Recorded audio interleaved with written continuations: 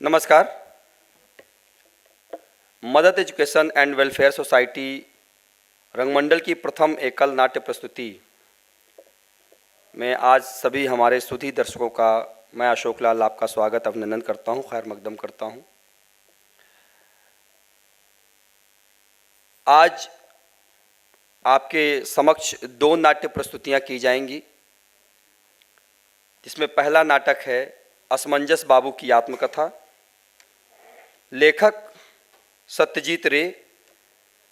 और ये नाटक भी हमारे समाज में हो रही तमाम घटनाओं को लेकर सत्यजीत रे ने बहुत ही अच्छे और मार्मिक ढंग से कटाक्ष एक व्यंग के रूप में इसको नाटक के रूप में प्रस्तुत किया है और आज ये नाट्य रचना के रूप में आपके सामने प्रदर्शित किया जाएगा, जो हास्य और इमोशंस और भावनाओं को समेटे हुए आपके सामने प्रस्तुत किया जाएगा। और दूसरा रंगमंडल की द्वितीय हास्य नाट्य प्रस्तुति फ्री स्टाइल गवाही, वो भी आपके सामने प्रस्तुत किया जाएगा, जिसके लेखक हैं काका हाथरसी साहब। और दोनों ही नाटकों का निर्देशन परिकल्पना निशा बेगम जी ने किया है। काका हाथरसी साहब के बारे में थोड़ी सी बात आपको बता दूं कि आप एक बेहतरीन व्यंग्यकार, बेहतरीन नाटककार, बेहतरीन कविताएं लिखने वाले, जिनका जन्म 18 सितंबर 1906 में हुआ था और 1985 में इनको पद्म श्री का अवार्ड दिया गया था। और इनका जो पूरा नाम है काका हाथरसी साहब का प्रभुलाल गर्ग नाम था, लेकिन काका हाथरसी नाम से प्रसिद्ध हुए। इसके पीछे एक इंटरेस्टिंग कहानी ये है कि एक नाटक करते थे जिसमें एक काका का कैरेक्टर निभाते थे और वो उनका जो भूमिका थी बहुत मशहूर हुई, तो वहाँ से इनको उपाधि काका मिल गई। और क्योंकि ये हाथरस में इनका पैदा हुए थे, तो उस जिले हाथरस जिले में, तो उस जिले का इन्होंने अपने नाम के साथ लगाया, तो वहाँ से इनका नाम काका हाथरसी के नाम से मशहूर हुए। और इनके नाम से दिल्ली स्थित हिंदी अकादमी प्रतिवर्ष साहित्य के क्षेत्र में उत्कृष्ट योगदान देने के क्षेत्र में इनका एक अवार्ड दिया जाता है। इन्होंने एक फिल्म भी करी थी 1983 में, जमुना किनारे। तो ये काका हाथरसी साहब ने समाज की ताना बाना को लेकर अपने नाट्य रचना के रूप में या व्यंग्य के रूप में या कविताओं के माध्यम से हमेशा एक बेहतरीन मार्गदर्शन दिया है ताकि समाज सही दिशा में रहे। और आलोचना हर व्यक्ति को ज़रूर समझनी चाहिए, और जो व्यक्ति आलोचना नहीं बर्दाश्त कर सकता, फिर आप समझ सकते हैं कि क्या हो सकता है। आलोचना बर्दाश्त करना चाहिए, सुनना भी चाहिए। सही आलोचना है, आप उसको ज़रूर सुने और अपने अंदर सुधार करें। और ये कविताएं, लेखक और रचनाएं हैं या नाटक के माध्यम से समाज में हो रही घटनाएं या हमारे बीच जो हुई हैं या हो चुकी हैं और संभावनाएं जो हैं, उसको लेकर ही ताना बुना लिखा जाता है ताकि समाज को, हमारे लोगों को एक नई दिशा दिया जाए, सुधारने का प्रयास किया जाए। ये तमाम माध्यम रहे हैं। और आज उसी विधा में, जो हमारी कला की विधा में, हमारे एक नाट्य विधा जो है, वो हम आपके समक्ष लेके प्रस्तुत हुए हैं। और दोनों नाट्य प्रस्तुतियाँ आपके समक्ष होंगी, तो प्लीज़ आप जितने भी हमारे प्रिय दर्शक मौजूद हैं, एक नाटक समाप्त होगा, उसका पात्र परिचय होगा, उसके तुरंत बाद दूसरी नाटक की शुरुआत हम करेंगे। और आप सभी जानते हैं कि किसी भी कार्यक्रम की शुरुआत के लिए हम अपनी जो परंपरा है हमारे कला संस्कृति की, कि हम दीप प्रज्वलन करके प्रकाश को प्रज्वलित करते हैं और फिर हम उस कार्यक्रम की शुरुआत करते हैं। तो इस कार्यक्रम में, इस क्रम में हमारे बीच हमारे माननीय मुख्यमंत्री, मुख्य अतिथि साहब मौजूद हैं। ओम प्रकाश सिंह जी, ग्रामीण क्षेत्र ग्राम्य विकास कल्याण समिति, और ओम प्रकाश सिंह सर का जो ग्रामीण क्षेत्रों में इंटरनेट की सेवाएं देने में माननीय प्रधानमंत्री जी से मन की बात की थी 92 एपिसोड में, जिसमें इनकी सराहना की गई थी और डिजिटल मैन की उपाधि दी गई थी। और हमारे मुख्य अतिथि जी ने एक गया के गोबर से पैंट बनाने की इकाई की स्थापना भी की है। तो एक समाज में बेहतरीन हमारे मुख्य अतिथि साहब का एक योगदान है, एक बेहतरीन कार्य किया जा रहा है। तो मैं संस्था के जो सचिव हैं, अध्यक्ष हैं हमारे मुस्तकीम सर जी, उनसे मैं निवेदन करूंगा कि हमारे मुख्य अतिथि जी को मंच पर ले आएं, दीप प्रज्वलित कराकर कार्यक्रम की शुरुआत करें। तो एक बार हम जोरदार तालियां चाहेंगे आप सभी का, हमारे मुख्य अतिथि जी का स्वागत करें और दीप प्रज्वलित कराकर कार्यक्रम की शुरुआत करें। और एक हमारे कल्चर का, हमारे समाज का ये परंपरा रही है कि हम जब भी कोई शुभ कार्य शुरुआत करते हैं तो दीप प्रज्वलित करते हैं, अंधेरे को दूर करके प्रकाश को प्रज्वलित किया जाता है। और हमारे मुख्य अतिथि साहब दीप प्रज्वलित कर रहे हैं। बहुत बहुत धन्यवाद सर। और संस्था के अध्यक्ष मुस्तकीम सलमानी जी से मैं निवेदन करूंगा कि मुख्य अतिथि साहब को हमारे मंच पे मध्य आएं और सर को पुष्पगुच्छ देकर उन्हें सम्मानित करें। मुस्तकीम सर।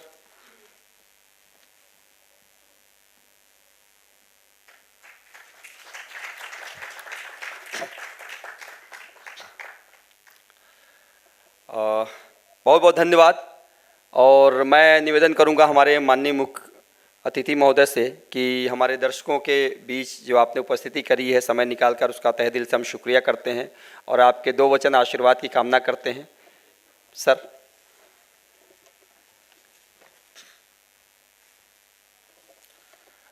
नमस्कार सभी को। मेरा नाम ओम प्रकाश सिंह। वैसे तो हम पहले इन सब चीज़ों पे शहर की तरफ ही थे, लेकिन कुछ एक कारण थे कि हम एकदम गांव में जाके वो काम करने के लिए गए जो शायद कोई करने से कतराते थे कि सब सुविधाएं अगर शहर में मिलेंगी, शहर में सब लोग रहना शुरू कर देंगे और शहर की तरफ सब भगेंगे, फिर गांव में जाएगा कौन। तो मेरा एक मोटिव था कि गांव को हम ऐसी तकनीक से, ऐसे इंटरनेट से जोड़ें जो शायद आगे रीढ़ की हड्डी शामिल हो, रीढ़ की हड्डी की तरीके से पहचाना जा सके। तो हम लोग जो शुरुआत किए थे, जिसके उपलक्ष्य में माननीय प्रधानमंत्री जी ने हमें प्रोत्साहित किया था, वो हमारा पहला ये काम था कि गांव के दूर दराज में कोरोना समय में वो इंटरनेट हम लोगों ने वहाँ पर जाके दिया था। जो बच्चे घर में रह जाते थे, बेटियाँ घर में रह करके पढ़ाई करती थी, ससुराल नहीं जा पा रही थी, तो वो चीज़ वहाँ तक पहुँची। और जो मॉडल हमने लागू किया था, आज लगभग 2.5 लाख ग्राम पंचायतों में पूरे देश में वही मॉडल लागू किया गया हुआ है। तो उसके बाद फिर हम लोग और थोड़ा ग्रामीण की तरफ आए। तो जो गाय होती है, गाय को संरक्षण देने के लिए हमने गाय के गोबर से एक प्राकृतिक पेंट बनाया है, जो डिस्टेम्पर इमल्सन है, आप घर में यूज कर सकते हैं, जो 5 डिग्री टेम्परेचर को रिड्यूस कर देता है। जो कीड़े मकोड़े आते हैं वो नहीं आएंगे। एक पॉजिटिविटी बनी रहती है, क्योंकि घर में पहले देखा होगा गांव के लोग गाय के गोबर से दीवारें लीप दिया करते थे। वो रीज़न क्या होता था, वहाँ एक पॉजिटिविटी होती है क्योंकि उसमें कुछ ना कुछ ऐसे गुण होते हैं जो हैं, नेचुरल हैं, उनको कोई हटा नहीं सकता। वही चीज़ हम लोग पेंट में लेके आए हैं और प्योर गाय के गोबर से हम लोग पेंट बना रहे हैं। और सेम पेंट ऐसा ही लगता है देखने में, आप उसमें कुछ भी कलर भेद नहीं कर पाएंगे। वाइट पेंट बनता है हम लोगों का। आप चाहें तो कभी आ सकते हैं, यहाँ से 30 किलोमीटर दूर पे हमारी यूनिट लगी है, हम आपको विजिट करा सकते हैं और चाहेंगे कि आप उसको यूज करें और रिजल्ट देखें। Thank you. बहुत बहुत धन्यवाद सर। और सर ने जो शुरुआत की है वाकई काबिले तारीफ़ है कि हमें जो गांव की धरती से हम लोग जो दूर होते जा रहे हैं, कोरोना में सबको पहचान करा दी कि गांव की धरती और गांव की ज़मीनें, सबको गांव याद आ गया। कहते हैं नानी याद आ गई, कोरोना में सबकी गांव की याद आ गई। तो वो चीज़ बहुत ज़रूरी था। और हाथरसी साहब की एक छोटी सी रचना के बाद हम नाटक की शुरुआत करते हैं। हाथरसी साहब हमेशा जो व्यंग की कविताएं लिखते थे, उसमें एक व्यंग था, मन मैला तन उजरा भाषण लच्छेदार, ऊपर सत्याचार है भीतर भ्रष्टाचार, झूठों के घर पंडित बाँचे कथा सत्य भगवान की, जय बोलो बेईमान की। प्रजातंत्र के पेड़ पर कौआ करे किलोल और टेप रिकॉर्डर में भरे चमगादड़ के बोल और नित्य नई योजना बन रही जन जन के कल्याण की, जय बोलो बेईमान की। महंगाई ने कर दिए राशन कार्ड फेल और पंख लगाकर उड़ गए चीनी मिट्टी तेल, क्यों में धक्का मार किवाड़े बंद हुई दुकान की, जय बोलो बेईमान की। तो आप रचना के माध्यम से समझ पा रहे होंगे कि ये रचनाएं ऐसी हैं, हर काल में हर घड़ी में सटीक बैठती हैं। तो ये ऐसे व्यंग्यकार हमारे थे और बड़े हास्य नाटक लिखे हैं। आज वो नाटक की भी हम शुरुआत करेंगे और पहले हम लोग चलते हैं आज की प्रथम रंगमंडल की प्रस्तुति असमंजस बाबू, जिसके लेखक हैं सत्यजीत रे, परिकल्पना और निर्देशन कर रही हैं निशा बेगम। तो शुरू करते हैं असमंजस बाबू की आत्मकथा। धन्यवाद।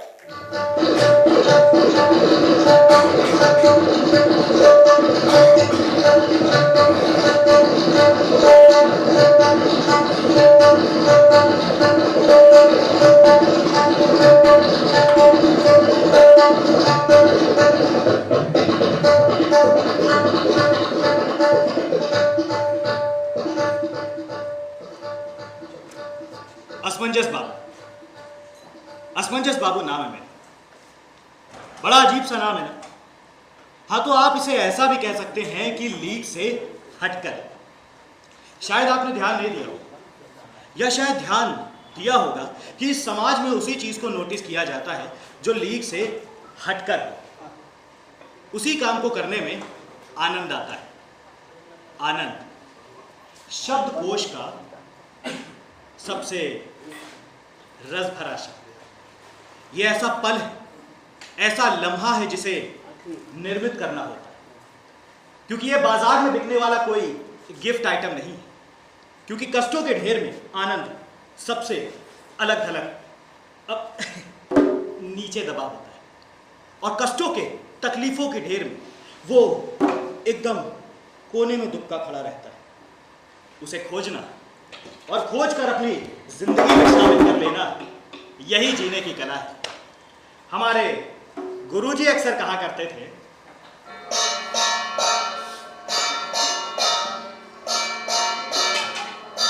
में बहुत बड़ा आनंद जैसी कोई चीज नहीं होती। आनंद के तो छोटे छोटे पल होते हैं, नन्हे मुन्ने अवसर होते हैं। इन्हें हाथ से निकलने मत देना, यही तुम्हारी जिंदगी को सुखमय बना देगा। खैर, मैं जानता हूं यहां आप गुरु जी की वाणी सुनने के लिए नहीं आए, तो आते हैं अपन असली मुद्दे पर।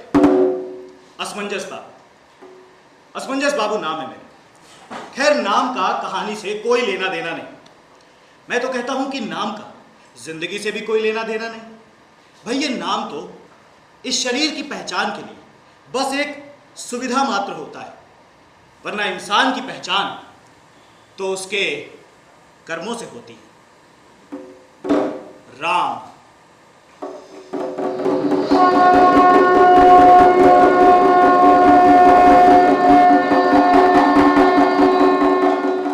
इसलिए नहीं पूजे जाते कि उनका नाम राम है। राम पूजे जाते हैं अपने विशिष्ट कारणों की वजह से। सूर्य वंश के राम कहायो, धनुर भंग कर मान बढ़ायो।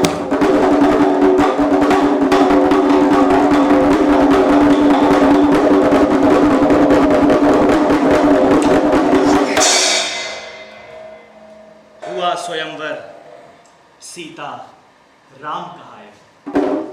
फिर एक कठिन समय है आया। राम, तुम्हें 14 वर्षों के वनवास के लिए वन को प्रस्थान करना होगा। और पिताश्री की आज्ञा पाकर प्रभु राम वन की ओर चल दिए। और वनवास के ही दौरान सीता हरण। सीते सीते सीते।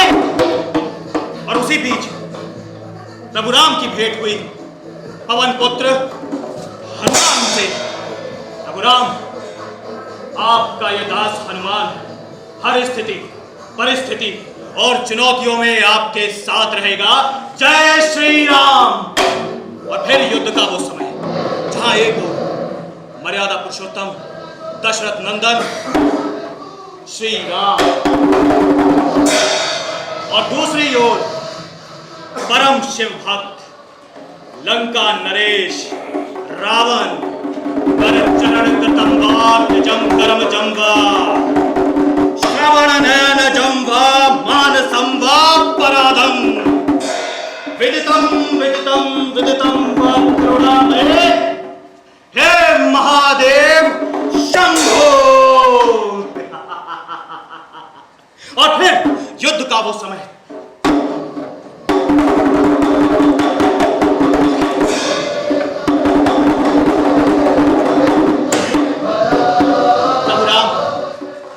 आपका यह दास विभीषण आपसे यह अनुरोध करता है कि अगर आपको रावण का वध ही करना है तो प्रहार उसकी नाभि पर करना होगा।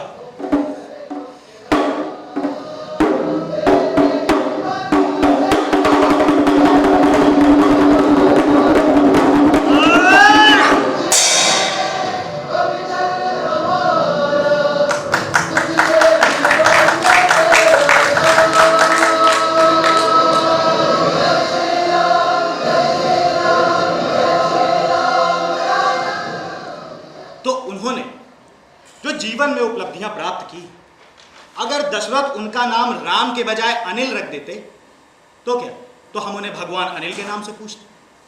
बस उसी तरह मेरा इस कहानी में कोई नाम रखना था तो असमंजस रख दिया, क्योंकि मेरी जिंदगी भी असमंजस से भरी हुई। पिता से संबंध रखूं या ना रखूं, गुरु को खुश करूं या ना करूं, नौकरी पर जाऊं या ना जाऊं, शादी करूं या ना करूं, हर वक्त मैंने अपने आप को असमंजस की स्थिति में पाया है। और यही कारण कि मेरे पिता से कभी नहीं जमी, क्योंकि पिताजी अक्सर मां को कहा करते थे,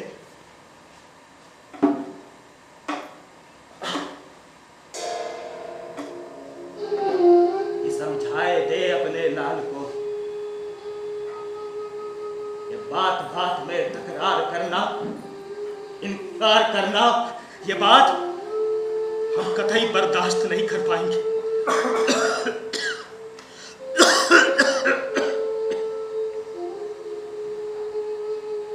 समझाए दे इसको कि हम ही के बाप है, ये हमार बाप नहीं है। दूसरी औलादन का देखो, अपने बाप की आज्ञा का कितना पालन करती, और एक ही अपनी औलाद है। शर्म आती है तुझे बेटा बोलते हुए? कैसी औलाद पैदा की है तूने, छी। तो हमारे पिताजी को शिकायत थी कि मैं उनकी आज्ञा का पालन नहीं करता, और मेरा अपने आप से प्रश्न था कि क्या कोई सिर्फ इसलिए सम्मान का हकदार हो जाता है क्योंकि वो एक बाप है और उसने बच्चा पैदा किया? क्या बच्चा पैदा करना इतनी बड़ी उपलब्धि होता है? क्या गिने चुने दुर्लभ व्यक्ति ही ये काम कर सकते हैं? क्या बच्चा पैदा करने के लिए तप, त्याग और तालीम की जरूरत होती है? नहीं। अरे भाई, ये तो बस एक विचारहीन प्रक्रिया का परिणाम होता है।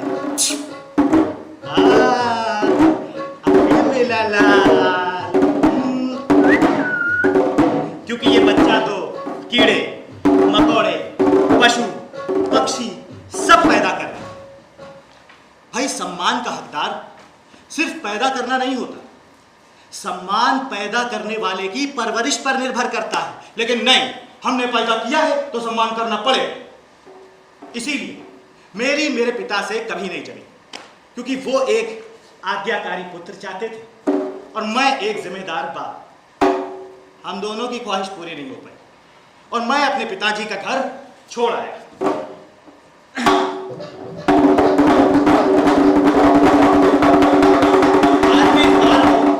कई वर्ष गुजर गए, लेकिन आज भी मैं अपने संपर्क में आने वाले हर एक पिता से ये बात कहता हूं कि भाई साहब, आप आज्ञाकारी पुत्र की कामना मत करिएगा। हाँ, अरे मूर्ख हैं वो लोग जो ये कामना करते हैं कि उनका पुत्र आज्ञाकारी हो। भाई पुत्र का आज्ञाकारी होना कोई खुशी की बात नहीं है, चिंता का विषय होना चाहिए। क्योंकि बाप की बात ना मानने के लिए आप में हिम्मत होनी चाहिए, दम होना चाहिए। क्योंकि इनकार को सही भी साबित करना होता है, लेकिन हाँ बोलने में कुछ नहीं होता है। बाप भी खुश हो जाता है और बेटा भी अपनी जिम्मेदारियों से मुक्त हो जाता है। कल को कोई बात बिगड़े तो कहता भी बनता है, अबे क्या किया है, पूरा काम खराब करके रख दिया। हम क्या कहें, आप ही तो कहे थे। तो इन आज्ञाकारी बच्चों का भविष्य अंधकारमय होता है, और जो सुस्त, आलसी, कामचोर होते हैं वही आज्ञाकारी बन जाते हैं। तो दर्शकों, अभी थोड़ी देर के लिए मैं अपनी कहानी से बाहर आना चाहता हूं।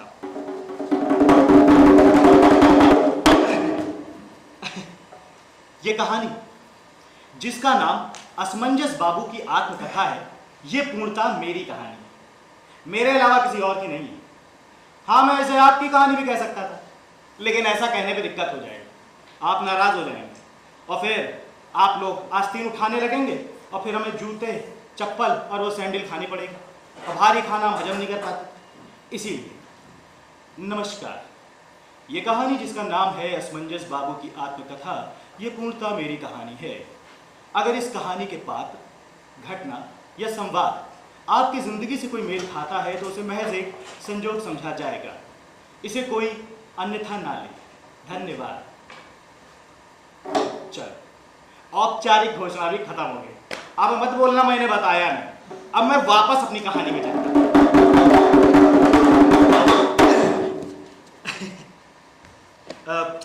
कहाँ पहुंचे थे अपन? हाँ, मेरे पिता से नहीं जमी, लेकिन इसका मतलब ये नहीं है मेरी बाकियों से जम गई। मेरी किसी से नहीं जमी, न गुरु से, न मित्र से, न औरत से, न पड़ोसी से, न बॉस से, किसी से नहीं।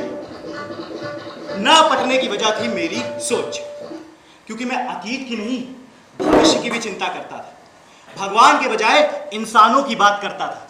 कंस्ट्रक्शन का ही नहीं बल्कि डिस्ट्रक्शन का भी पक्ष लेता था, क्योंकि मेरी अपनी यह सोच थी कि विध्वंस के बिना कोई निर्माण हो ही नहीं सकता।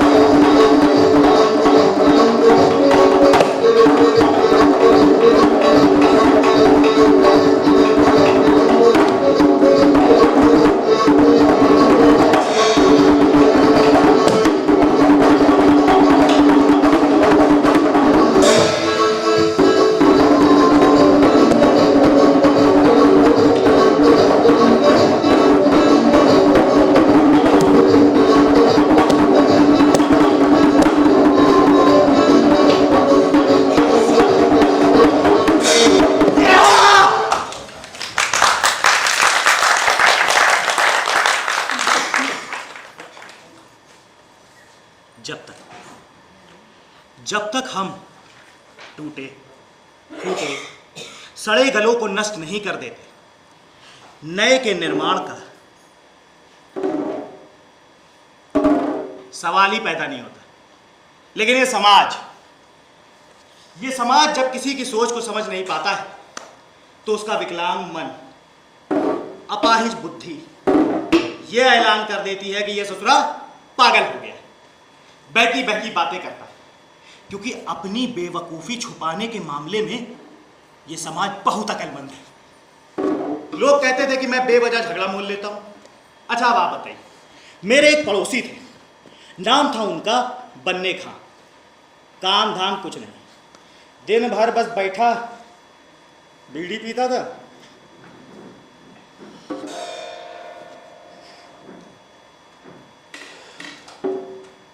और रात भर खांसता था।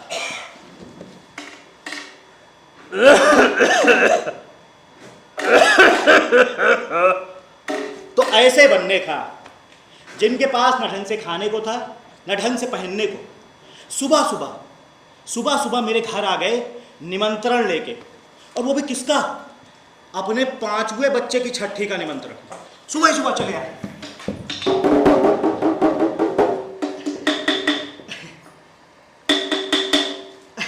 असमंजस बाबू, ये लीजिए। और जैसे मैंने निमंत्रण पढ़ा, मेरा तो दिमाग खराब हो गया। अबे ये क्या 5वां बच्चा? अरे देश की आबादी को अगर इसी तरीके योगदान देते रहोगे तो ये जनसंख्या कैसे संभलेगी? क्या तुम्हें नहीं मालूम कि 2 आदमियों के बीच स्पेस कितना कम होता जा रहा है? कितनी बड़ी समस्या है ये।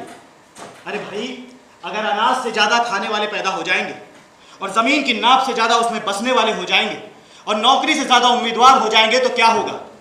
मैं बताता हूं क्या होगा। किसी दुश्मन मुल्क को हमारे देश में बम गिराने की जरूरत नहीं है, क्योंकि हमारी आबादी का विस्फोट ही हमें बर्बाद कर देगा। यहां सरकार चिल्लाए जा रही है परिवार नियोजन, अब तुम होगी परिवार विस्तार मिशन लगाए हुए। अरे ऐसे लोगों को तो उठा करके जेल में बंद कर दो, क्योंकि बाहर रहेंगे तो फिर एक बच्चा पैदा कर देंगे। तो मेरी बातों का बनने खां पर कोई असर नहीं पड़ा। साला मेरा नुकसान जरूर हुआ। उसके बाद मोहल्ले के किसी बच्चे की छठी का हमें निमंत्रण नहीं मिला।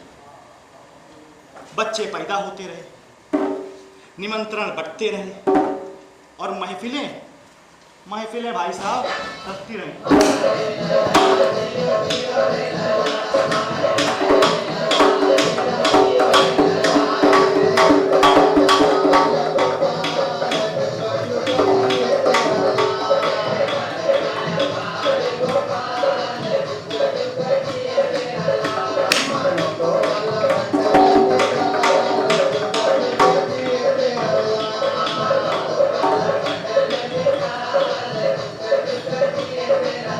और इन सब में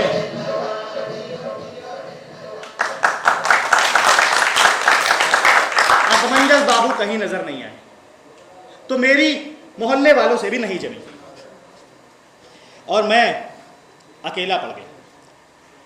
यह अकेला पड़ जाना कितना तकलीफदायक होता होगा लोगों के लिए, लेकिन मुझे बड़ा सुकून था, क्योंकि मैंने फ्रेंड्स के उस कॉल को निभाया था कि हर संजीदा लिखने वाला, कहने वाला अपना कमिटमेंट रखता है। उसे किसी किस्म के खौफ से डरना नहीं चाहिए, मौका परस्ती नहीं दिखानी चाहिए, चंद टकों के एवंज में अपना नजरिया नहीं बेचना चाहिए। तो इस बढ़ती जनसंख्या के खिलाफ मैंने तो मोर्चा निकाल दिया, और एक समय पर मैंने वहां खड़ी जनता के सामने ये साफ साफ बोल दिया कि भाइयों, ये दीवार पर स्लोगन चिपकाने से और चीखने चिल्लाने से जनसंख्या रुकने वाली नहीं है। और मेरा सरकार से भी यही अनुरोध है कि अगर आपको चाहिए कि जनसंख्या पर रोक ही लगानी है, तो यह ऐलान कर दीजिए कि हर किसी को बच्चा पैदा करने का अधिकार नहीं है। और अगर आपको बच्चा ही पैदा करना है तो सबसे पहले आपको अनुमति लेनी होगी। फिर उसके बाद डॉक्टर इस बात की जांच करेगा कि यह दंपत्ति शारीरिक रूप से स्वस्थ है और एक सुंदर, सुशील और बुद्धिमान बच्चे को जन्म दे सकता है। उसके बाद आदमी की कमाई का ब्यौरा लिया जाएगा कि ये बच्चे की पढ़ाई, लिखाई, लालन पालन, खेल खिलौना सब करने में सक्षम है। औरत की भी जांच करनी होगी, ये शादी पहली है तब तो ठीक है, अगर दूसरी है तो वो क्यों टूटी, क्योंकि इस चक्कर में बच्चे का भविष्य खराब हो जाता है। सारी जांच करने के बाद इनको अनुमति मिलनी चाहिए कि अब आप बच्चा पैदा कर सकते हैं। लेकिन ये समाज, अगर आप जागती नजरों से देखेंगे तो ये समाज नहीं बल्कि एक बहुत बड़ा पागल, जहां पे बीमार, पागल, भिखारी हर कोई बच्चे पैदा कर रहे हैं। अरे भाई, ये बच्चे इस देश के क्या काम आएंगे सिवाय आबादी बढ़ाने के, और आगे जाकर ये शक्तिहीन नस्ल शक्तिहीन मजदूरों में तब्दील हो जाएगी।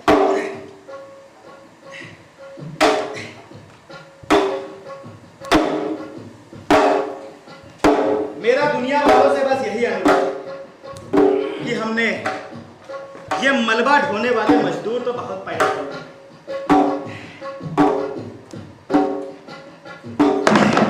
लेकिन अब जरूरत है कुछ आर्यभट्ट और आइंस्टीन भी पैदा करने। और मैं इसी तरह बोलता गया। सही बोलने वालों को अनसुना करना इस समाज का पुराना नियम है। असल में बात यह है कि यहाँ अच्छी बातों की मार्केटिंग नहीं हो पाती और फिजूल की बातें बड़े ही प्रभावशाली ढंग से उठाई जाती हैं। वजह है संगठन की ताकत। अच्छे आदमी अकेले हैं और बुरे आदमी संगठित। इसीलिए, सिर्फ इसीलिए जीसस को सूली पर लटकना पड़ा, हुसैन को गर्दन कटानी पड़ी, सुकरात को जहर पीना पड़ा। कोई ज्ञानी आदमी बोलने की कोशिश करता है तो लोग जान बचाकर और यही कोई नेता खड़ा बकवास कर रहा हो तो लोग हजारों की तादाद में खड़े हो जाएंगे और तालियां भी पीटेंगे। नेताजी जिंदाबाद, नेताजी जिंदाबाद। कितना रुपया दिया? 3 दो। हमारा पौवा मिला। नेताजी जिंदाबाद। तो आपके ये असमंजस बाबू चाहते थे कि ये समाज सुधर जाए और ये समाज चाहता था कि ये साला असमंजस बाबू सुधर जाए। हम दोनों के बीच ये रस्सा कस्सी का खेल चलता रहा। कभी मैं समाज से, कभी समाज मुझसे, कभी मैं समाज से, कभी समाज मुझसे।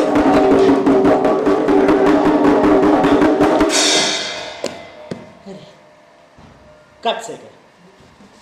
और मुझे इस समाज का हर व्यक्ति पागल नजर आने लगा जो उल्टे सीधे नियम बता रहा है, फिजूल की बातें किए जा रहे हैं।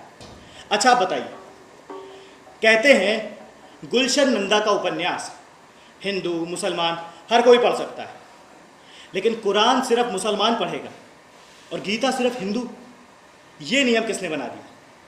अरे भाई सरकार को तो चाहिए, सरकार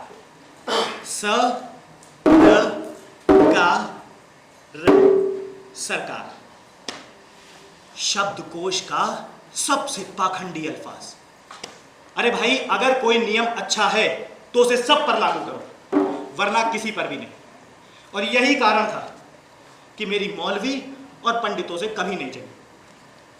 पंडित जी तो मुझे देखते ही नाराज रहते थे क्योंकि मैं खुलेआम बोलता था, अरे बनाई होगी ईश्वर ने दुनिया, लेकिन इसे चला शैतान रहे।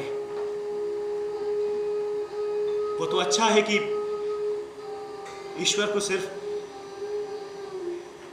महसूस किया जा सकता है। सच बता रहा हूं, अगर उसे देखा जा सकता ना तो कब का उसकी गला घोट कर हत्या कर दी होती।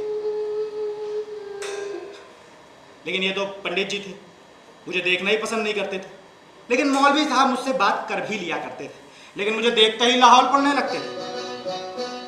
जहां मैं उनके नजर के सामने पड़ गया, लाहौल। बात यह थी कि मैं एक मुस्लिम मोहल्ले में रहता था। मां कसम वहां के लौंडों से बड़ा परेशान था। जरा सी बात पर तलवार निकाले, नाराए तकदीर किए, दौड़े चले जाते थे। और एक बार तो मैंने रोक के एक को पूछ भी लिया, अरे क्या बात हो गई, क्या हो गया? ये वक्त बहस करने का नहीं है, जिहाद करने का। इस्लाम खतरे में। अरे अब पागल, ये कौन सा धर्म है जो हर चौथे दिन खतरे में आ जाता है? अरे पागल आदमी, मजहब आदमी को संभालता है, आदमी मजहब को नहीं। अब ऐसे कुछ दिनों की बात और, सलीम घुटना तलवार निकाले, चेचिस सा लौंडा दौड़े चले जा रहा था कि साले को जिंदा नहीं छोड़ूंगा, साले को जिंदा नहीं छोड़ूंगा। हाथ पकड़ा, ए क्या है, किसको नहीं छोड़ूंगा? वो कहाँ चले जा रहे हो? उस हिंदू लौंडे को नहीं छोड़ूंगा। उसने बशीर बाई की मुर्गी को कार से कुचल दिया, बेचारी पिपिया के मर गई। क्या सोचा, हमने भी हाथ में चूड़ियां नहीं पहन रखी। अरे रुक जा, समझाया बुझाया, मौलवी साहब के पास लेके गया। मौलवी साहब समझाइए, ये एक मुर्गी के लिए इंसान की जान लेने पर आमादा हो गया। क्या मुर्गी की जान इतनी कीमती हो गई और इंसान की जान इतनी सस्ती? आज अचानक मुर्गी पे इतना प्यार। कल तक तो मुर्गी खुद फ्राई करके खाता था, इस साले 2 लेग पीस लगा देना, चटनी अलग से। हाँ, इस पे मौलवी साहब थे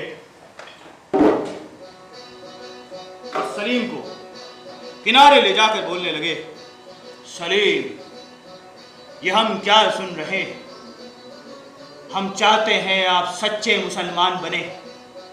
पक्के मुसलमान बने। मौलवी साहब की बात सुनकर मैं तो घबरा गया।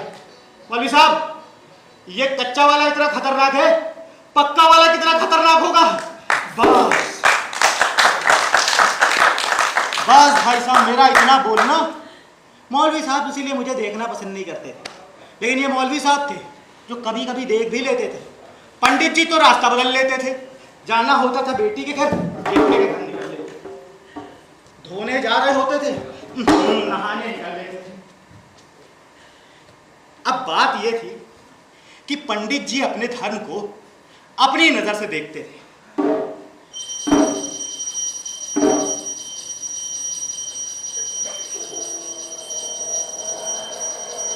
यहां तक तो सब ठीक था, लेकिन समाज को तकलीफ तब पैदा हुई जब उस धर्म को मैंने अपनी नजर से देखना शुरू किया।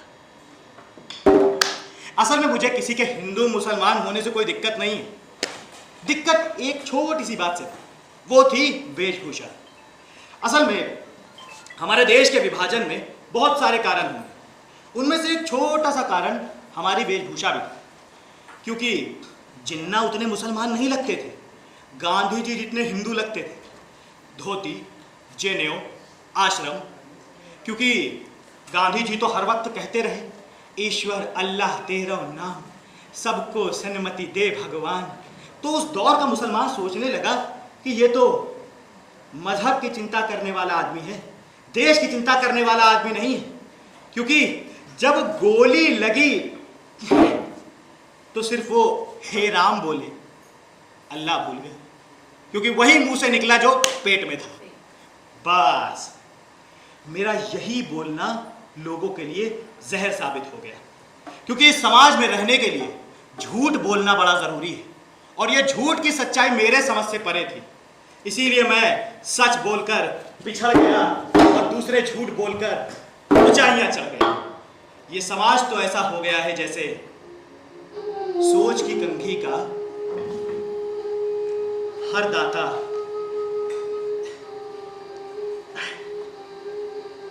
टूट गया, जैसे समझ के कुर्ते का एक चिथड़ा उड़ गया, जैसे आस्था की आंख में एक तिनका चुभ गया, जैसे विश्वास के कागज पर स्याही गिर गई, जिसे इश्क की ज़ुबान पर एक छाला उड़ गया, जिसे इतिहास की अंगूठी से एक नीलम गिर गया। लगता है मेरे देश के अच्छे वक्त को इब्लिस ने निगल लिया है। मेरा कृषि प्रधान देश अब दंगा प्रधान देश हो चुका है। इस देश में सही बोलने वालों की कोई जगह नहीं, इसीलिए मैं सत्य बोलता गया और लोग मेरी बातों को बहिष्कार करते गए। तो ऐसी जगह मेरा बोलना क्या हैसियत रखता है? अरे मैंने तो जिंदगी से इश्क किया, और ये जिंदगी एक वैश्या की तरह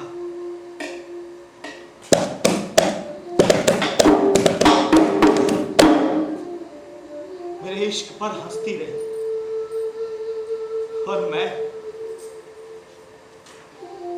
एक उदास नामुराद आशिक सा सोचों में घुलता रहा।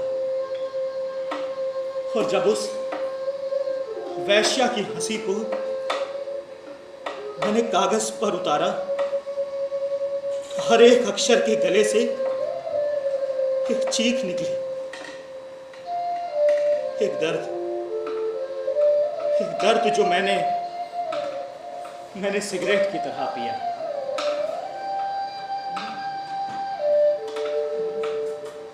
अरे ये तो चंद नज़्में हैं जो इस सिगरेट की राख की तरह मैंने बस झाड़ी है, और उपेक्षा के धक्कों ने मुझे गुमनामी के अंधकार में भेज दिया कि बौनों के हाथ में था मेरे शहर का निजाम, बौनों के हाथ में था मेरे शहर का निजाम, कद ऊंचा लिए मैं जाता तो जाता कहां।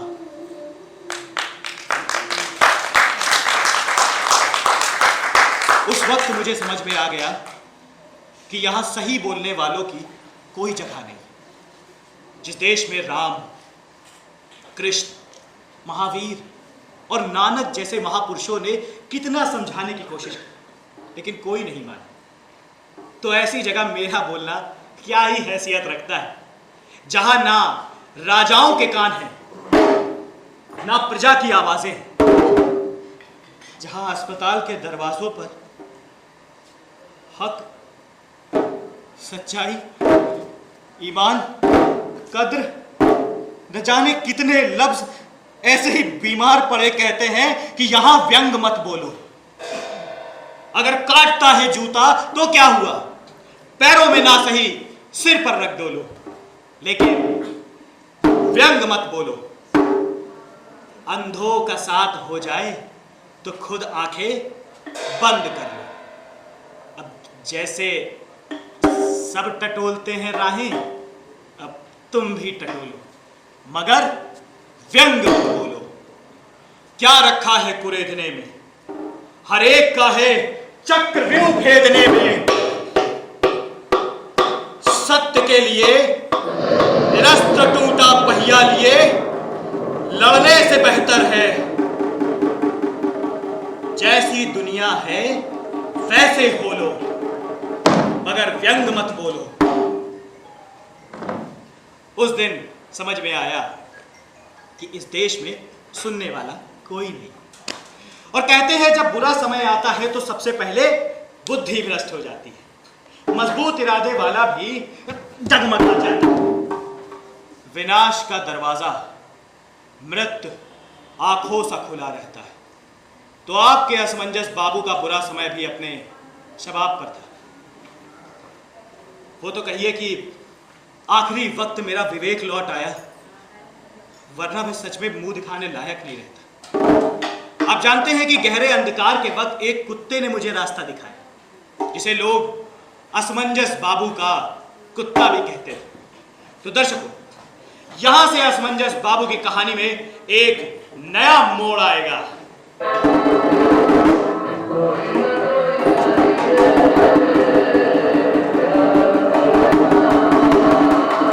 और अगर यह फिल्म होता तो इंटरवल यही होता, लेकिन यह फिल्म नहीं, यह नाटक है।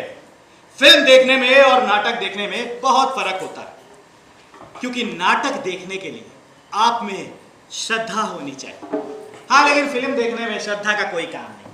हाँ, आप में दिमाग होना चाहिए, लेकिन टीवी धारावाहिक देखने के लिए ना आप में श्रद्धा चाहिए, ना आप में दिमाग चाहिए, सिर्फ आंखें होनी चाहिए।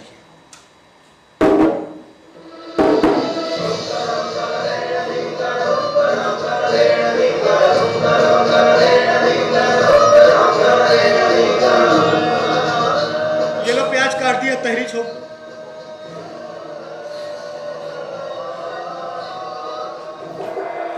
हेलो, तुमने सुना अनुपमा का फिर से ब्रेकअप हो गया?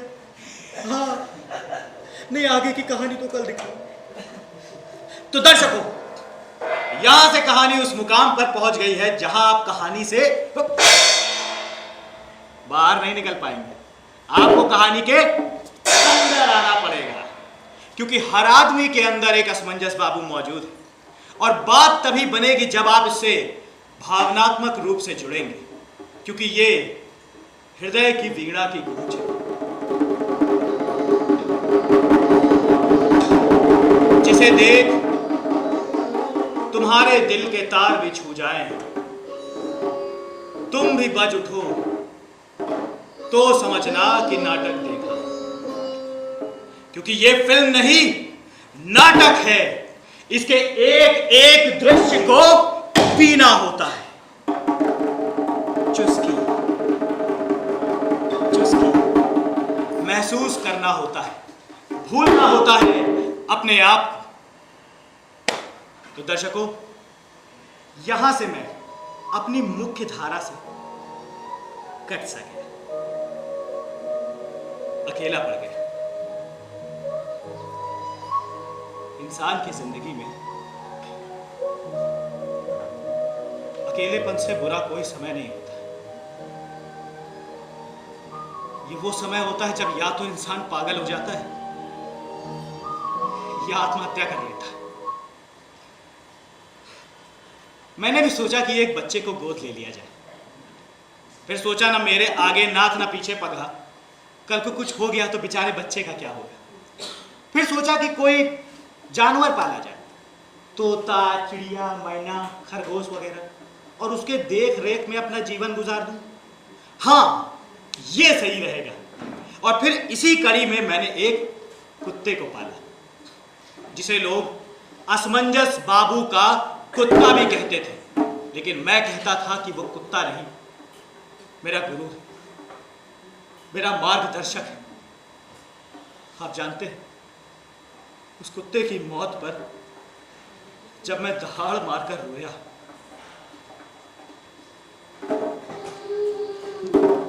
ए बाबा, ए, ए, क्या हुआ? अरे कुछ, अरे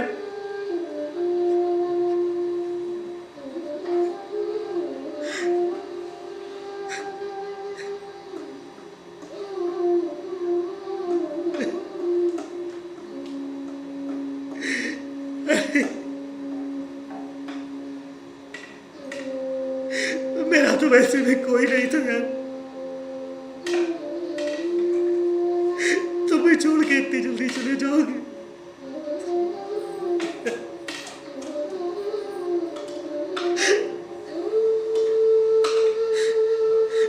जब उस कुत्ते का मान सम्मान के साथ मैंने अंतिम संस्कार किया,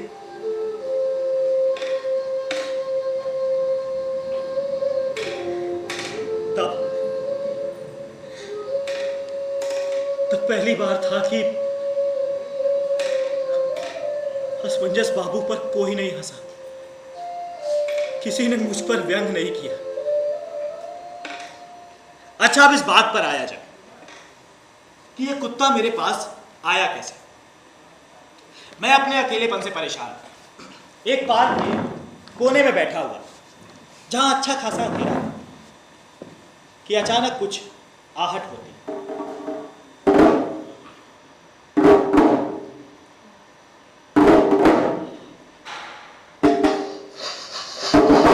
ए, रुक रुक रुक, ए रुक जा। तो वो हिलती हुई आकृति रुकती और धीरे धीरे मेरे पास आती। ए, कौन है वहां? कौन है? मैंने गौर से देखा तो ठंड में कांपता एक मरियल सा काला कलूटा लड़का हाथ में वैसे ही कुत्ते के बच्चे को लिए खड़ा था। ए, क्या चाहिए? ये कुत्ता खरीद लो बाबूजी। क्यों? कुत्ता क्यों खरीद लूं? मैं कुत्ता नहीं खरीदना चाहता, लेकिन मैं तो बेचना चाहता हूं ना बाबूजी। आपको ये कुत्ता खरीदना ही पड़ेगा। खरीदना पड़ेगा? क्यों खरीदना पड़ेगा? क्योंकि मां भूखी। बाबूजी, वो आप कुत्ता ले लेंगे ना तो मेरी माँ को एक वक्त की रोटी मिल जाएगी बाबूजी। बाबूजी, माँ भूखी है, माँ भूखी है।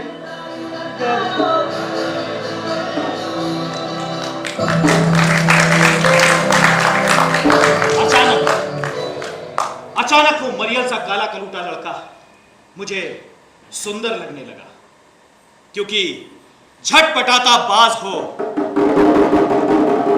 या फल उठाए नाग, दो पैरों पर खड़ी पत्तियां खाती बकरी हो या डाली पर बैठा फल कुतरता तोता, इन सबके बीच जब इंसान भूख से लड़ने के लिए खड़ा हो जाता है, सुंदर लगने लगता है। मां भूखी, मां भूखी है। उसके शब्द ने इतना पीड़ित किया कि बिना देखे समझे मैं उस आकर्षणहीन कुत्ते को खरीदने के लिए तैयार हो गया। मेरे जेब में जितने भी पैसे थे मैंने सब निकाल के उस बच्चे के हाथ में रखे, और पैसा पाते ही वो घोड़े की गति से भागा।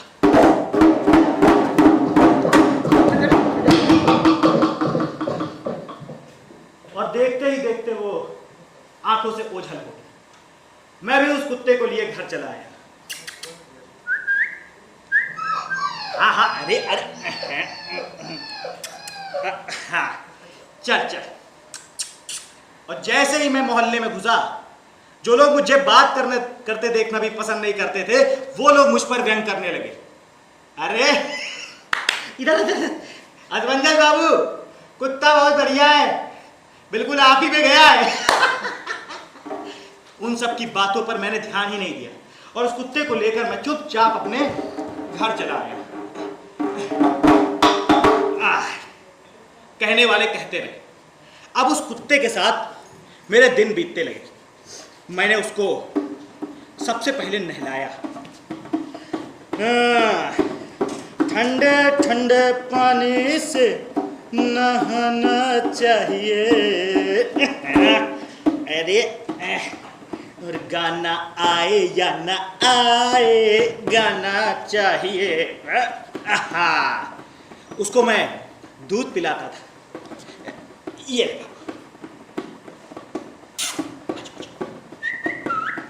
P low.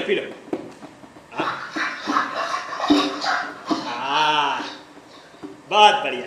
चल अब बाहर चलते हैं। उसको मैं घुमाने भी ले जाता था। चले।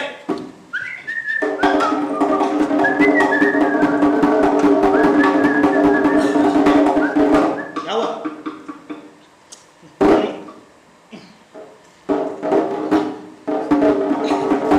अब उस कुत्ते के साथ मेरे दिन बीतने लगे। उस कुत्ते को ही नहीं, मुझे भी कुत्ते के साथ मजा आने लगा। मैं उसके इशारे समझ जाता, वो मेरे इरादे समझ जाता। चल, हाँ, लकड़ी उठा के लाना।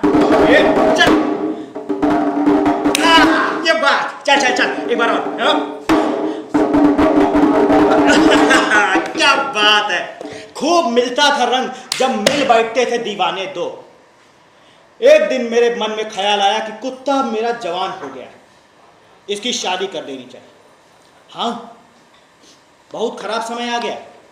क्यों बे, कोई कुतिया पसंद है? अरे बोल। अच्छा ठीक। अरे ठीक है। अरे हाँ यार, नहीं बोल रहा। वैसे मैं शादी के खिलाफ नहीं हूं, बल्कि मेरा तो अपना ये मानना है कि जिससे प्रेम नहीं, उससे हम विवाह कैसे कर लें? क्योंकि बिना प्रेम के शादी तो कागज के फूलों की तरह, जिसमें रंग तो है मगर खुशबू नहीं है। क्योंकि जिसने प्रेम नहीं किया वह जिंदगी तो बस ऐसे ही जी ही रहा है, लेकिन ढंग से उसका मतलब नहीं समझा। क्योंकि ये प्रेम तो वो शक्कर है जो आपके जीवन को नमकीन बना देता है, और इश्क वो इंद्रधनुष जिसमें राम से लेकर काम तक सभी रंग। लोगों ने सलाह दी कि अबे पहले शादी कर ले, प्यार तो अपने आप हो जाएगा। कितनी बेहुदापने की बात है ये। अरे मैं बोलता हूं कि पहले प्रेम करो फिर विवाह करना। ये कहते पहले विवाह करो फिर प्रेम करना, ये तो वही बात हो गई। मैं बोलता हूं कि आप तैयार होकर फिर महफिल में जाइए। हेलो, लेकिन इनके कहने का मतलब है पहले आप महफिल में चले जाइए, वहां तैयार होइए। जी सर। कितनी बेहुदापने की बात है। तो बस मैंने किसी की नहीं मानी। मैंने सोचा कि मैं अपने कुत्ते की शादी कराऊंगा, लेकिन ऐसा हुआ नहीं। क्योंकि मैं उसकी शादी कराता उससे पहले वो मुझे छोड़कर चला गया। जिसे लोग असमंजस बाबू का कुत्ता कहते थे, लेकिन मैं कहता था कि वो कुत्ता नहीं मेरा गुरु है। अब इस बात पर आया जाए कि वो कुत्ता मेरा गुरु बना कैसे। एक बार मैं टीवी पर चार्ली चैपलिन की फिल्म देख रहा था।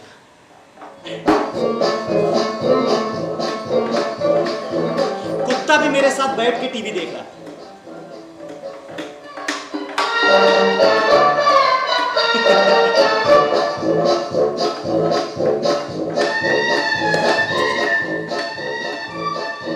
ये क्या? आप आप यकीन नहीं करेंगे, चार्ली चैपलिन का स्टाइल देख के मेरा कुत्ता, हाँ कुत्ता हंसने लगा। अरे बाप रे, अरे ये तो पहला कुत्ता होगा जो हंस भी सकता है। अरे मेरे खुशी का ठिकाना नहीं। अरे ये तो पहला कुत्ता होगा, दुनिया का पहला कुत्ता होगा जो हंस भी सकता है। अरे बाप रे, अरे मेरे पास हंसने वाला कुत्ता है। अरे मैं भाग के बाहर गया, इधर आ। अरे मेरा कुत्ता हंस रहा है, हाँ सही है, आओ हाँ, एक कुत्ते नहीं भैया आओ, हाँ हाँ हाँ सही में हंस रहा कुत्ता, हाँ अच्छा थोड़ी देर घर में चारों ओर भीड़ लग गई और वो कुत्ता उन सबको देख के हंसा तो नहीं, लेकिन वो बस बैठा बैठा उसने भौंकना शुरू कर दिया। पहले तो उसने घूरा और फिर भौंकना शुरू किया।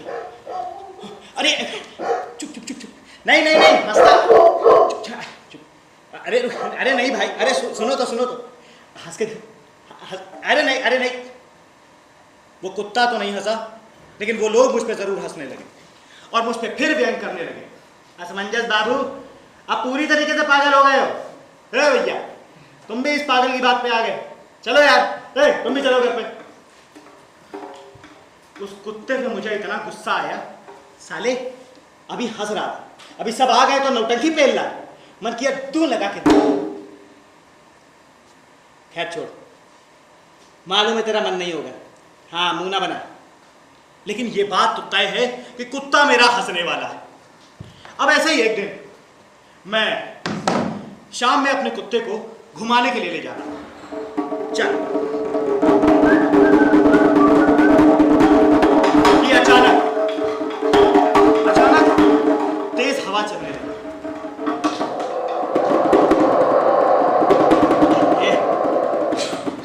और फिर थोड़ी देर बाद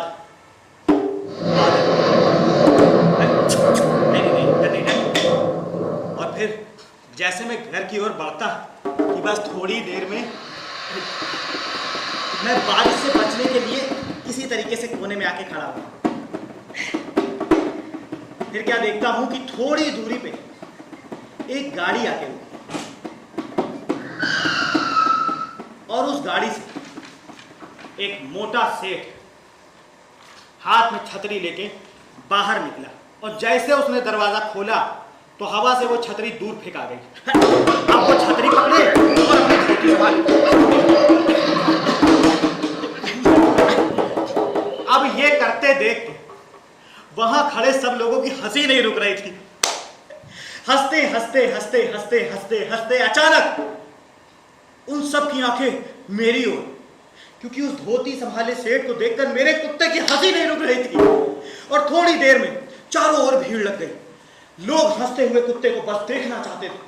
न्यूज रिपोर्टर, न्यूज चैनल वाले चारों ओर, असमंजस बाबू कहां से मिला ये कुत्ता, असमंजस बाबू कितने का है ये कुत्ता, असमंजस बाबू हट, ये करके पूछो कहां से मिला है कुत्ता, बहुत दूर से आया। कीमत, किसी की कीमत बताने से उसकी कीमत कम हो जाती बाबूजी। कहां से आ गया, ब्रीड तो नहीं मालूम, लेकिन हाँ इंसानों से भी अच्छा कुत्ता है। देखते देखते वो कुत्ता एक अंतरराष्ट्रीय खबर बन गया, न्यूज चैनलों में उसके बारे में आने लगा।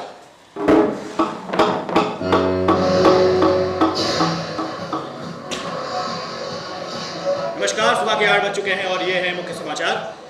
एक हंसने वाला कुत्ता, जिस व्यक्ति के पास वो कुत्ता है उसका नाम है असमंजस बाबू। देश विदेश से उस कुत्ते को देखने के लिए लोग पागल हुए जा रहे हैं। Channel change.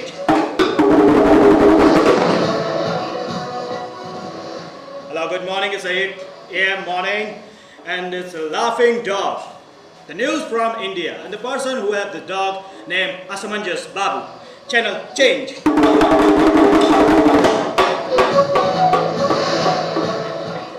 रवा लोगन के राम राम कहता नहीं। एक हंसे वाला कुकुर भेटाई दिया और जे मनई के पास वो कुकुर बा ओकरा नाम है असमंजस बाबू।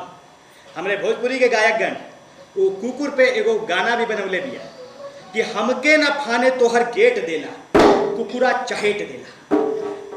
वो कुत्ता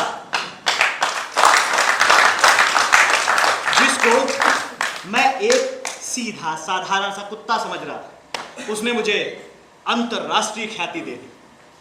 अब मैं उस कुत्ते को और प्यार करने लगा। बेटा, फोटो आ रही है टीवी पे है? अब उसको मैं जब घुमाने के लिए ले जाता, चल बेटे, चल चल चल, तो लोग बोलते थे असमंजस बाबू, बेटे को घुमाने ले जा रहे हो। और अब वो अगर किसी पे भौंक देता था, ये हट, साले बाप के साथ है तो ताव दिखा रहा है, तो बस, अरे बाबा बस। तो उस कुत्ते के साथ अब मेरे दिन बहुत अच्छे बीतने लगे, बहुत अच्छा चल रहा था सब, की अचानक अच्छे दिनों के घेरे में ये बुरा समय कब दबे पांव चला आता है हमें पता भी नहीं चलता है। कहते हैं जब बुरा समय आता है तो पहले बुद्धि भ्रष्ट हो जाती है, तो बस हो गई मेरी बुद्धि भ्रष्ट। जो मेरी जिंदगी का सबसे बुरा समय था वो मुझको सबसे अच्छा दिन लगने लगा। आज भी जब उस पल को याद करता हूं तो मेरा दिल रो बैठता है। एक दिन एक पुराने परिचित मेरे पास सुबह सुबह चले आए, एक विदेशी मेहमान को लेकर। जैसे वो हमारे घर को आए, बैठिए बैठिए, असमंजस बाबू देखिए, ये व्यक्ति जो है न्यूयॉर्क से आए हैं। इनके बंगले में एक से एक विचित्र चीजें भरी हुई हैं। इन्होंने न्यूज में तुम्हारे कुत्ते की खबर देखी तब से इनका दिमाग खराब हो गया। ये तुम्हारे कुत्ते के लिए 20 लाख रुपया देने को तैयार है। सोचो 20 लाख रुपया कितना होता है। तुम्हारा जीवन आराम से बीत जाएगा और थोड़ा हमें भी मिल जाएगा। कि अचानक वो उस जीवन में पहली बार था जब मैंने सिर्फ अपने बारे में सोचा। 20 लाख की खबर सुनकर मेरा दिमाग काम करना बंद कर दिया। आप यकीन मानिए कि मैं उस 20 लाख के लिए अपने कुत्ते को बेचने के लिए तैयार हो गया। लेकिन यहां एक दिक्कत आ गई कि जो खरीदार था वो उस कुत्ते को हंसते हुए देखना चाहता था और उस कुत्ते को हंसाने की जिम्मेदारी थी मेरी। अब मैं उसके सामने ऊल पटान हरकतें करने लगा। मैंने आड़े टेढ़े मुंह बनाए,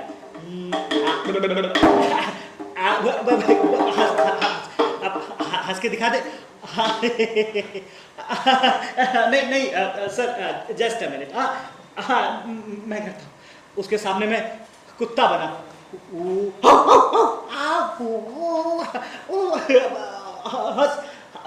नहीं सर बस नहीं हंसता है ये। बस एक बार मैं उसके सामने बंदर बना। हंसते एक बार, हंसते यार, हंसते कि अचानक मैंने देखा कि उसकी आंखों में एक काली चमक, जैसे उसके भीतर कोई वकील बैठकर जिरा कर रहा, जिसे सवाल नहीं बल्कि जवाब भी मालूम थे। मुझे डर सा लगने लगा कि कहीं ऐसा ना हो कि ये सौदा ना हो पाए और मुझे जो पैसे मिलने वाले वो भी मुझे ना मिल पाए। मैंने इतनी कोशिश कर ली लेकिन वो कुत्ता हंसा ही नहीं कि अचानक वो खरीदार बिना आजमाए कुत्ते को खरीदने के लिए तैयार हो गया। Don't worry about that. I saw this dog in TV. Okay, no problem about that. I will give you money. What's your name? Asmanjas Babu. Asmanjas Babu. Okay, it's your check. 20 lakh rupees. Take this. उस check को पाकर मैं खुशी के मारे 20 लाख रुपए उसको मैंने आंखों से लगाया, चूमा। 20 लाख रुपए कुत्ता मैंने उसके हाथ में दे दिया और मेरी ये हरकतें देखकर वो कुत्ता हंसने लगा। खरीदार को लगा कि उसका सौदा वसूल हो गया। वो तो झूमते नाचते हुए उस कुत्ते को ले जाने लगा, लेकिन मुझे क्या हो गया था? अरे मेरे काटो तो खून नहीं, क्योंकि ये बात सिर्फ मैं जानता हूं कि ये कुत्ता तभी हंसता है जब हंसने की वजह होती है। बेवजह नहीं हंसता है ये। आज वो मुझ पर हंस रहा था, इंसानियत पर हंस रहा था, आदमियत पर हंस रहा था। मैं असमंजस बाबू, जो लीग से हटकर सोचता था, समाज को एक नई दिशा देना चाहता था, चंद रुपयों में ऐसा बिका कि उसकी हरकतों पर कुत्ते तक हंसने लगे। नहीं, मैं समूची मानवता को इतना कलंकित नहीं कर सकता। मैंने उस चेक को फाड़ा, फेंक दिया, क्योंकि मैं नहीं चाहता कि मेरी ऐसी हरकत पर, इंसानियत और आदमियत पर कुत्ते तक हंसने लगे।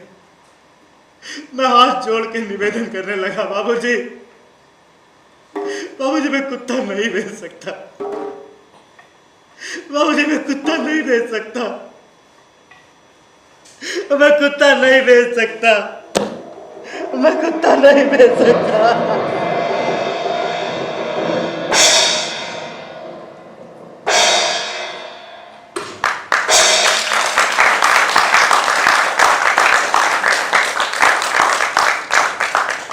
इस नाटक के पात्रों का परिचय हो जाए तो हम शुरुआत करेंगे पात्र परिचय के लिए पहले मंच परे से।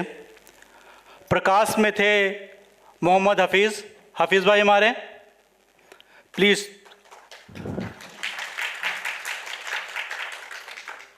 संगीत दिया था पल्लवी जायसवाल जी ने।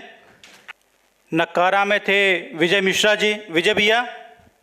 मेकअप था मोहम्मद आरिफ का। वस्त्र विन्यास है खुशी शर्मा का। और सेट जो भी था इस पे जो अरेंजमेंट किया था वो राकेश जी थे। परिकल्पना एवं निर्देशन था निशा बेगम जी का। अब आते हैं मुख्य कलाकार पे। हमारे जो इस कार्यक्रम के मुख्य कलाकार थे इस नाटक के, असमंजस बाबू का जो कैरेक्टर किया था वो थे मोहित यादव जी।